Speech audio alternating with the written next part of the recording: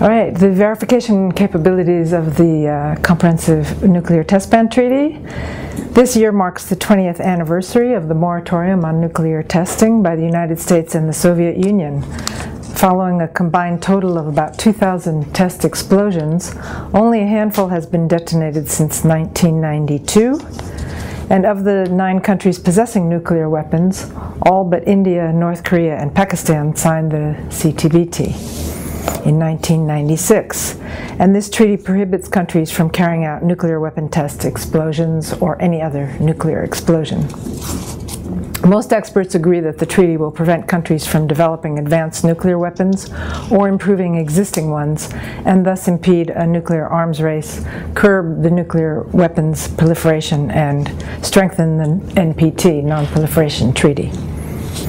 So this treaty has much more far-reaching verification provisions than other treaties, such as the PTBT, the Biological Weapons Convention, and others. The basic obligations of the treaty, there are basically 3 components: the international monitoring system, an international data center, and on-site inspections. The international monitoring system is composed of 337 facilities. There are 170 seismic stations to cover the underground. There are 80 radionuclide stations meant to detect radioactive particles and gases from atmospheric explosions or vented by underground or underwater nuclear explosions. And 40 of these are going to detect noble gases. Data is sent by the radionuclide stations and others to the International Data Center, and this is located in Vienna, right next to the IAEA at the CTBT organization. In addition, there are 16 radionuclide laboratories that are placed around the world to analyze samples of filters from the radionuclide stations. There are 11 hydroacoustic stations that will detect explosions in the oceans. There's also a network of 60 infrasound stations which detect explosions in the atmosphere very low frequency. So most of the area of concern regarding nuclear testing focuses on underground, where leakages may occur. And this involves the detection and deciphering of radionuclides. And much of this depends on meteorological conditions such as winds and containment of an explosion. The on-site inspection component of the treaty, which Dr. Ifft will talk about, is one of the most complex of all the treaty monitoring systems in the world. And again, we should note that it is the responsibility of the state's parties, not the organization, who will decide whether or not to conduct an on-site inspection. So from a state's perspective, it is clear that they can build on what the IMS has provided and go even farther. And I have written about this with 3 other authors who've been involved in the treaty for many years, who are in the chairman and friends of the chair of the verification work, in a book called Detect and Deter: Can Countries Verify the Nuclear Test Ban? We talk about what countries can do to add to the verification efforts. So we also advocate that countries use their these kinds of precision monitoring techniques in a regional fashion. They could be either the EU or, for example, nuclear weapon-free zone treaty organizations could band together, because this is such an expensive endeavor, to form joint verification centers and use precision monitoring techniques as I've just discussed.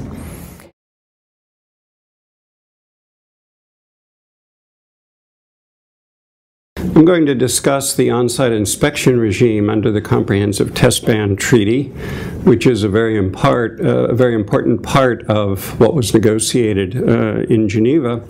It's long been understood that a robust on-site inspection system is important for verification. Nuclear explosions are difficult to hide. They have long-lasting effects, And there may well be cases in which only an on-site inspection will be able to clarify an ambiguous event. For example, there could be a suspicious seismic signal, but it's impossible by seismic means alone to know whether that was a chemical explosion, for example, a mining blast, or a nuclear explosion. Many people don't realize that the world has a great deal of experience already with on-site inspections. There have been thousands of inspections conducted in most countries of the world.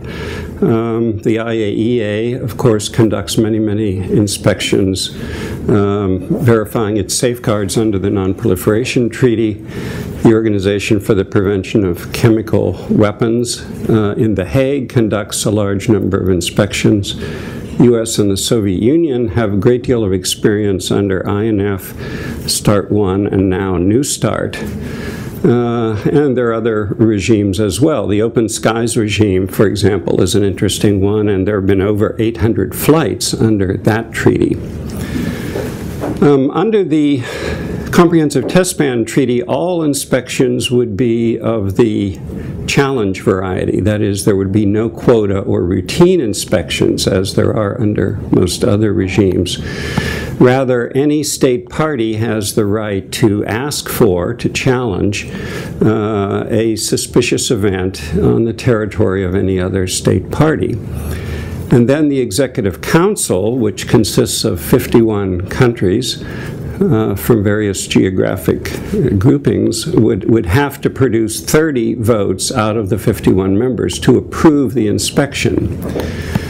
And then a team, once it's approved, a team of up to 40 inspectors would get to the inspection site within about 10 days of the time that the request was made.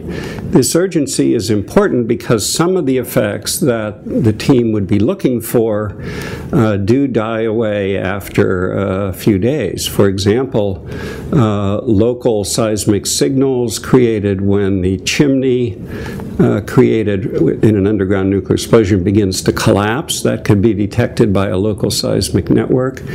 There may well be radionuclide gases which escape and could have relatively short half-lives. And then there's a wide variety of other techniques which the team will use. They can have an overflight. They can look for underground gravitational or electrical anomalies, and so on. People have practiced these techniques. The most ambitious one was an exercise conducted in Kazakhstan in 2008, in which almost the full panoply of these techniques was tested at the former Soviet nuclear test site. And 50 tons of equipment was brought from Vienna to the test site, and the 130-day inspection was compressed into about 4.5 weeks. That was a very useful exercise. Further exercises are planned, for example, another big one in 2014. So this work is proceeding successfully, and once the treaty enters into force, on-site inspection will be a powerful tool to be used for verification. Thank you.